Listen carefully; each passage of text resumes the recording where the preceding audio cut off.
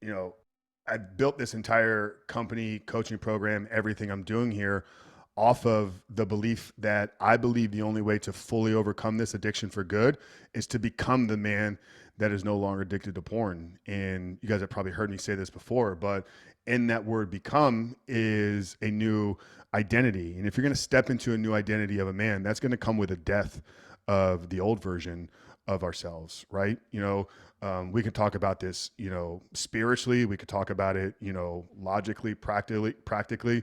But from a terms of like my approach, my belief, my philosophy from a recovery standpoint is I don't believe that the porn addiction is like a disease that we have to learn to manage with. I think that there could be a debate around alcoholism. Like, I think it's a little bit different of a type of drug.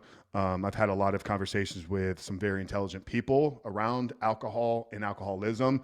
And I do believe that maybe the approach where you're managing that is a proper approach. With something like a porn addiction, I believe it's got to be a death of old self. I mean, I've even taken it as far in the way that I believe this that it's built into our logo. So once again, it's so deeply rooted in my philosophy. Like if you look at the Rebuilt Recovery logo, it's a phoenix, and then it's integrated into a lion's face. The phoenix is a symbol of death and resurrection. I mean, it's literally what it symbolizes.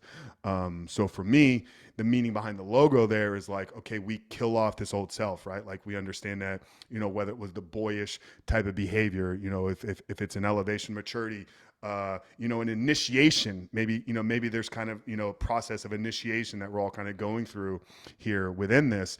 But I do think it's a complete death of self, spiritually, um, you know, and in all other ways. So yeah, those are my thoughts and beliefs around that. But I think that that new identity is the death of old self, stepping into the newer, higher self, the version that God created us all to be.